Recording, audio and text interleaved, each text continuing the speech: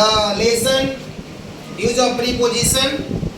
आज मैं आप लोगों के सामने यूज ऑफ प्रीपोजिशन के बारे में बताने जा रहा हूं। पहले भी मैंने यूज ऑफ प्रीपोजिशन के बारे में बताया था और आज भी मैं कुछ प्रीपोजिशन के बारे में बताने जा रहा हूं। जैसे हम लोग का आज लिखा हुआ पहला चीज बिहाइंड, ध्यान देना। Behind, behind means in the rear. Behind का अर्थ होता है पीछे की स्थिति जाहिर कराने के लिए। जहां पर पीछे की स्थिति का जहां पर शो करना होता है, किसी चीजों के पीछे की प्रतिक्रिया जहां जाहिर कराने का अर्थ होता है, तो पीछे के सेंस में बिहाइंड प्रीपोजिशन का प्रयोग किया जाता है। हमेशा इस बात को ध्यान देना है। जैसे there is a pond behind my house, there is a pond behind my house.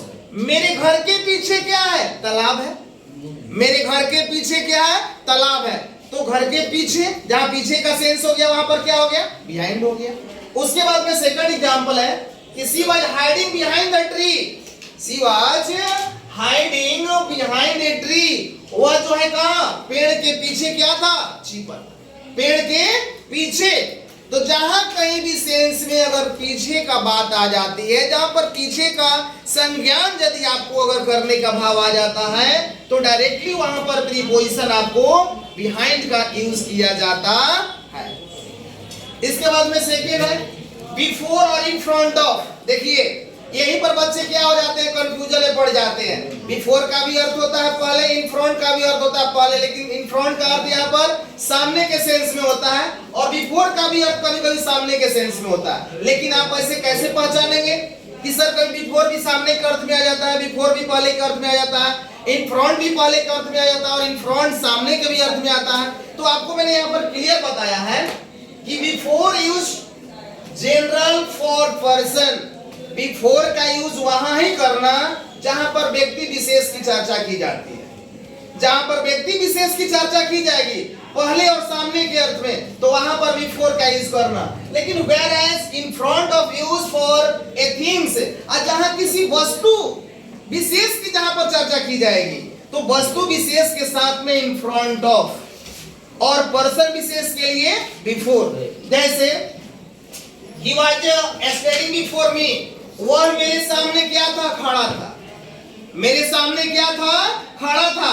सामने के भी अर्थ में बिफोर का यूज किया जाता है। तो यहाँ पर सामने कौन खड़ा था? कोई व्यक्ति खड़ा था।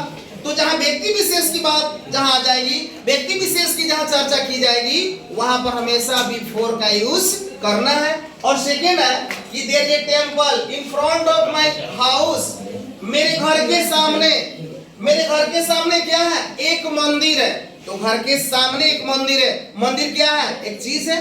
कोई चीज है, वो तो कोई पर्सन नहीं है, कोई व्यक्ति विशेष है नहीं, कोई चीज है। तो जहां पर चीज की चर्चा की जाती है, जहां पर कोई भी नॉन लिविंग थिंग्स की चर्चा की जाएगी, तो वहां सामने के अर्थ में पहले के सेंस में इन फ्रंट ऑफ, और जहां पर व्यक्ति विशेष की जहां चर्चा की जाती है, जहां पर कोई भी पर्सन हो जाए, वो लेडी हो या जेंट्स हो, वहां पर पहले और बिफोर के संज्ञान में बिफोर का यूज करना होता है। इसके बाद में बिसाइड और बिसाइड्स।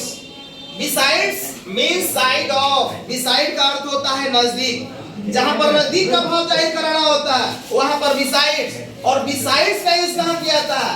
इन एडिशन टू, उसके अतिरिक्त, किसी सामान के अतिरिक्त, किसी वस्तु के अतिरिक्त, किसी कला के अतिरिक्त। अगर अतिरिक्त का जहां पर सेंस आ जाएगा, एक के अलावा का सेंस जहां पर आ जाएगा, वहां पर बिसाइड्स प्रीपोजिशन का यूज किया जाता है। लेकिन जहां नजदीक की संज्ञान हो जाएगी, नजदीक में, तो वहां पर आपको बिसाइड। हमेशा ध्यान देना, बिसाइड और बिसाइड्स में ही होता है कि बिसाइड का यूज साइड ऑफ में होता है नजदीक का अर्थ बताने के लिए, और बिसाइड्स का यूज होता है इन एडिशन टू, के अलावा, के अतिरिक्त के अर्थ में बिसाइड्स का यूज किया जाता है।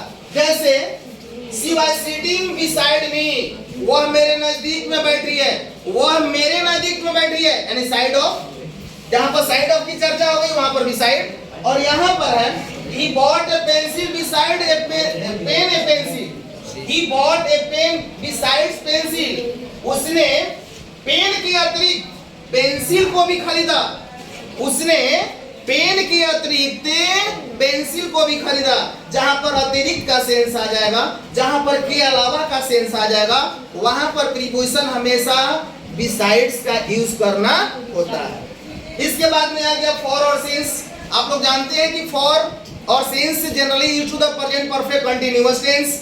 जहां पर प्रेजेंट परफेक्ट कंटीन्यूअस टेंस की चर्चा की जाती है या पास्ट परफेक्ट कंटीन्यूअस टेंस की चर्चा की जाती है या फ्यूचर परफेक्ट कंटीन्यूअस की चर्चा की जाती है, तो वहां पर फॉर और सिंस का यूज किया जाता है। और फॉर का यूज वहां पर किया जाता है जहां पर आपका पीरियड ऑफ टाइम की बात होती है, जहां पर समय की अनिश्चितता का बात होता है, वहां पर फॉर का यूज होता है। और सिंस का यूज वहां होता है जहां पर पॉइंट ऑफ टाइम होती है, जहां पर समय की निश्चितता की बात होती है। समय की निश्चित दिखाना सिंस, समय का अनिश्चित दिखाना फॉर। जैसे he has been ill for a week, वो एक सप्ताह से बीमार है। अब एक सप्ताह से बीमार रहने का मतलब क्या है? सप्ताह को मालूम नहीं है किस सप्ताह से, किस टाइम से, किस महीने के किस सप्ताह से, ये बात की चर्चा नहीं की गई है। इसलिए समय क्या हो गया? पीरियड ऑफ टाइम हो गया, अनिश्चित संज्ञाओं का बोध करा रहा, इसलिए यहाँ पर फॉर का यूज किया जाता है। जैसे यहाँ पर है he has been living here since 1995, वह 1995 से यहाँ रह रहा है। तो यहाँ पर पॉइंट ऑफ टाइम हो गया कि वह व्यक्ति जो 1995 से कहाँ यहाँ रह रहा है, यानी सासाराम में रह रहा है, पटना में रह रहा है। तो वहां पर टाइम पॉइंट बन गया कि 1995 से ही पटना में या सासाराम में कहीं भी रहने का जहां पर सेंस हो जाती है।